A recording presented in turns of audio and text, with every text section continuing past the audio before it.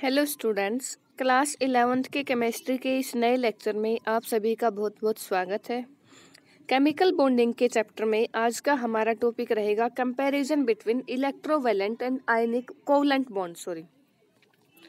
Electrovalent या फिर ionic bond और कोवलेंट बॉन्ड के बीच में अगर हम कंपैरिजन करें तो क्या क्या पॉइंट्स आएंगे, क्या क्या डिफरेंस है इनके बीच में, ये हम पढ़ने वाले हैं। तो चलिए शुरू करते हैं। इलेक्ट्रोवैलेंट और आयनिक जो कंपाउंड्स हैं या फिर जो आयनिक बॉन्ड है या इलेक्ट्रोवैलेंट बॉन्ड है वो कैसे बनता है। Complete transfer of electron, electron का कंप्लीट ट्रांसफर, एक एटम को इलेक्ट्रॉन डोनेट करना है और दूसरे एटम को इलेक्ट्रॉन एक्सेप्ट करना है। तो दोनों के बीच में क्या होगा, कंप्लीट ट्रांसफर होगा इलेक्ट्रॉन का। तो इस एटम से यहाँ पे ट्रांसफर किया गया है एटम का, तो इसके पास क्या आया, पॉजिटिव, इसके पास नेगेटिव। और जो कोवलेंट बॉन्ड है वो बनते हैं शेयरिंग ऑफ इलेक्ट्रॉन से, म्यूचुअल शेयरिंग हम बोल सकते हैं। दोनों एटम आपस में इलेक्ट्रॉन शेयर करते हैं। ये एटम, इसके पास 7 इलेक्ट्रॉन थे और इसके पास भी 7 इलेक्ट्रॉन, दोनों के 8 इलेक्ट्रॉन कंप्लीट हो जाएंगे। दोनों ने आपस में अपना एक एक इलेक्ट्रॉन शेयर कर दिया और फिर बनने वाला बॉन्ड कैसा होगा, कोवलेंट बॉन्ड। और वो कंपाउंड कैसे होंगे, covalent compound. And these compounds are generally solid. ये जो आयनिक कंपाउंड्स हैं वो जनरली क्या होते हैं, सॉलिड स्टेट में होते हैं। और जो कोवलेंट कंपाउंड है वो सॉलिड, लिक्विड या गैस तीनों ही स्टेट में हो सकते हैं। कोई सॉलिड होगा, कोई लिक्विड और कोई गैस। थर्ड जो पॉइंट है, these are made up of ions with powerful electrostatic force of attraction. Ionic bond किससे बना है, आयन से मिलके बना है। जो आयनिक कंपाउंड है उसमें क्या है, आयनिक बॉन्ड। और जो आयनिक बॉन्ड है वो strong electrostatic force of attraction होता है। पॉजिटिव और नेगेटिव आयंस के बीच में strong electrostatic force of attraction होता है, जिस फोर्स ऑफ अट्रैक्शन से आपस में बंधे हुए होते हैं। और ये जो कोवलेंट कंपाउंड्स हैं उनके बीच में जो आपस में एटम्स के बीच में क्या है, weak van der Waals force of attraction. जो फोर्स ऑफ अट्रैक्शन है वो बहुत वीक होता है, वंडरवाल फोर्स ऑफ अट्रैक्शन आप बोल सकते हो। नेक्स्ट जो पॉइंट है, आयनिक कंपाउंड्स का मेल्टिंग और बॉइलिंग पॉइंट बहुत ही हाई होता है, क्योंकि फोर्स ऑफ अट्रैक्शन क्या है, बहुत ही ज्यादा स्ट्रॉन्ग। और जो कोवलेंट कंपाउंड है उसका बॉइलिंग और मेल्टिंग पॉइंट क्या होता है, कम होता है। जनरली की बात की गई है यहाँ पे, सब कंपाउंड्स का हम नहीं बोल सकते हैं, कुछ कंपाउंड्स का जनरली यहाँ पे बोला गया है। क्योंकि weak van der Waals force of attraction होता है तो उसको तोड़ना क्या होगा, आसान काम होगा, कम हीट हमें देनी पड़ेगी। नेक्स्ट पॉइंट है, ionic compounds generally soluble in polar solvent.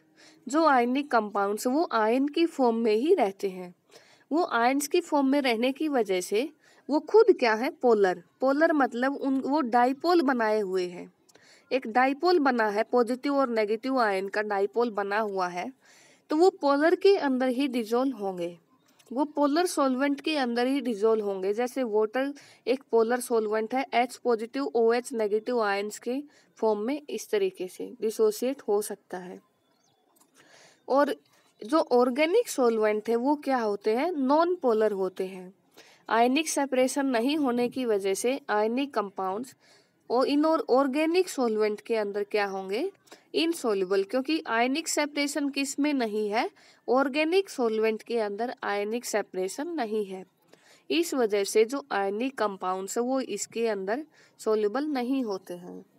और covalent compounds generally soluble in non polar solvent. Covalent compounds generally किसमें सॉल्युबल होते हैं, नॉन पोलर सॉल्वेंट, जैसे कि बेंजीन है। और जो पोलर सॉल्वेंट है जैसे कि पानी है उसके अंदर इनसॉल्युबल होंगे।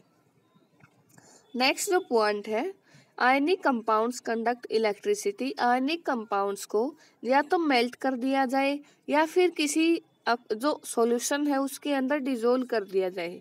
जैसे या तो वाटर के अंदर डिजोल्व कर दें या फिर आयनिक कंपाउंड्स को मेल्ट कर दें।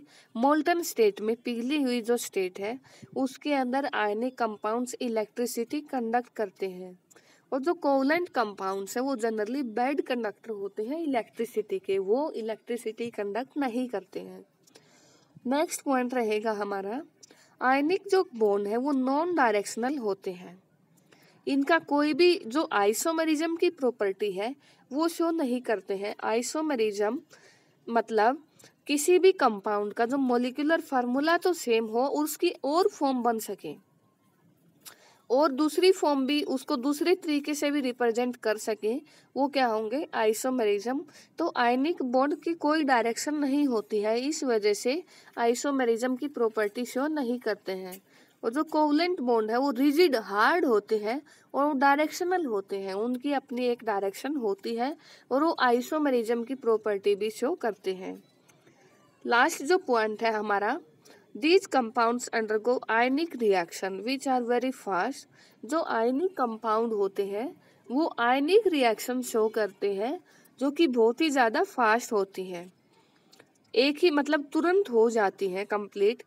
आयनिक रिएक्शन फास्ट क्यों होती है, क्योंकि जब भी हम किसी जैसे कोई भी आयन है हमारे पास NaCl, अगर ये किसी के साथ रिएक्ट करता है तो आयनिक रिएक्शन मतलब एक तो कोई भी कंपाउंड जैसे पहले आयन्स की फॉर्म में टूटे और उसके बाद रिएक्शन करे किसी दूसरे रिएक्टेंट के साथ, लेकिन आयनिक कंपाउंड्स पहले ही आयन की फॉर्म में होते हैं, उनको आयन्स के अंदर डिसोसिएट होने की जरूरत नहीं है, वो तुरंत क्या करेंगे, दूसरे रिएक्टेंट के साथ कंबाइन होकर रिएक्शन करेंगे।